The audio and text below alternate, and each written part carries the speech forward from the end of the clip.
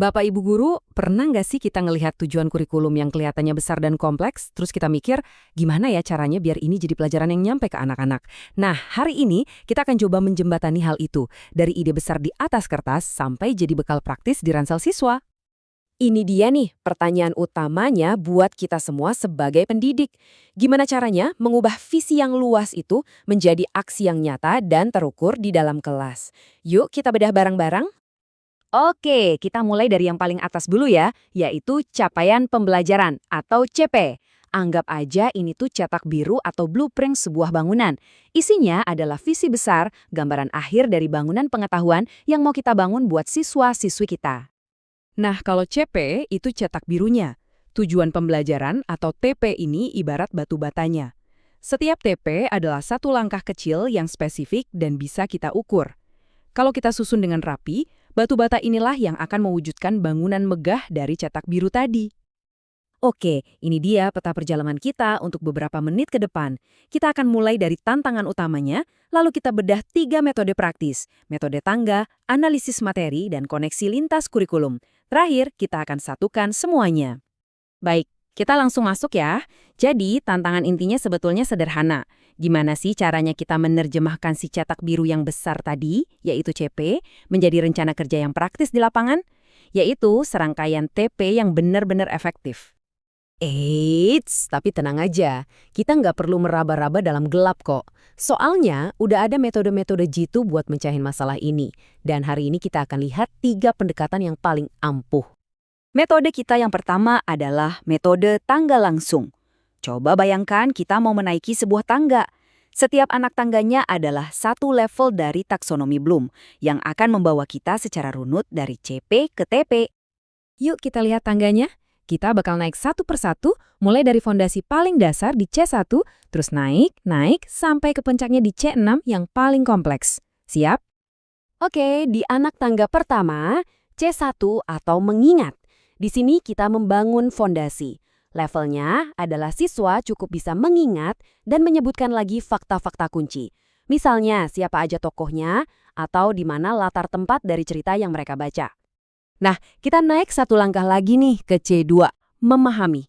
Di sini, siswa udah nggak cuma ngapalin, tapi udah bisa ngejelasin. Mereka bisa menceritakan kembali ide pokok atau pesan penting dari sebuah video pakai kata-kata mereka sendiri. Lanjut ke C3, menerapkan. Disinilah ilmu itu jadi nyata. Siswa mengambil informasi yang udah mereka pahami, lalu menggunakannya dalam situasi yang sesungguhnya. Misalnya mempraktikkan cara hidup sehat yang mereka pelajari dari cerita. Sekarang kita di C4, menganalisis. Di sini, siswa kita ajak jadi detektif informasi. Mereka belajar buat membedah materi, mencari mana yang jadi inti informasinya, dan mana yang cuma sekedar tambahan. Naik lagi kita ke C5, mengevaluasi. Di level ini, siswa kita ajak jadi seorang kritikus. Mereka nggak cuma menilai sesuatu itu baik atau buruk, tapi yang paling penting, mereka harus bisa kasih alasan yang kuat kenapa mereka bilang begitu. Dan sampailah kita di puncak. C6, mencipta.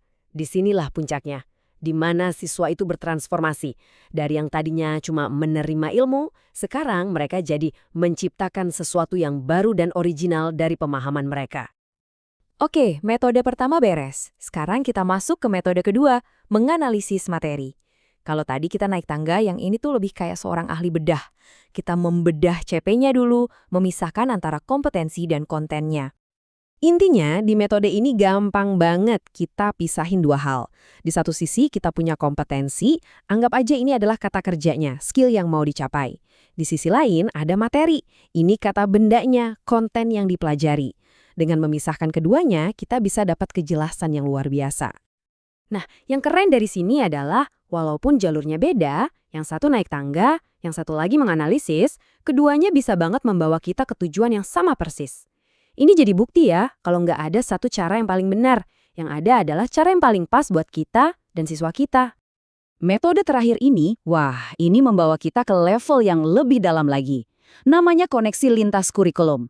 Di sini, kita mencoba menciptakan pembelajaran yang utuh dengan cara menjalin benang merah antara berbagai elemen mata pelajaran. Contohnya gini, Topik kebersihan itu kan nggak cuma soal sains atau kesehatan. Kalau kita sambungkan ke elemen akidah, kita bisa ajarkan bahwa menjaga kebersihan itu adalah bentuk rasa syukur. Wah, maknanya jadi jauh lebih dalam kan? Atau kita bisa sambungin juga ke elemen akhlak. Dengan begini, tiba-tiba menjaga kebersihan itu bukan lagi sekedar urusan pribadi, tapi juga jadi wujud tanggung jawab, kepedulian kita pada keluarga dan lingkungan sekitar. Bahkan hal yang kelihatannya sepele, kayak membaca di depan kelas, itu bisa jadi ajang latihan skill sosial loh. Kalau kita kaitkan dengan elemen adab, kita bisa secara sadar mengajarkan siswa cara menghargai pendapat teman dan berkomunikasi dengan santun. Dan yang terakhir, kita bisa pakai kekuatan cerita. Dengan mengangkat kisah-kisah teladan, kita nggak cuma ngajarin konsep kebersihan, tapi kita juga bisa menginspirasi dan menanamkan nilai-nilai seperti kepedulian dan kejujuran. Nah, jadi gimana cara kita ngerangkai semua ini? Gampangnya, anggap aja 3 metode tadi itu kayak toolkit lengkap di dalam kotak peralatan mengajar kita. Masing-masing punya fungsi spesialnya sendiri. Jadi, kita rekap sedikit ya. Pakai metode tangga kalau Anda butuh panduan yang runut, langkah demi langkah. Pilih analisis materi untuk membedah CP sampai ke akarnya, dan manfaatkan koneksi lintas kurikulum untuk menciptakan pelajaran yang kaya makna dan utuh. Dari cetak biru di atas meja sampai jadi bekal di dalam ransel siswa, itulah prosesnya. Nah, sekarang pertanyaannya, kembali ke Bapak Ibu Guru. Untuk perjalanan besar siswa Anda berikutnya, langkah kecil pertama apa yang akan Anda rancang?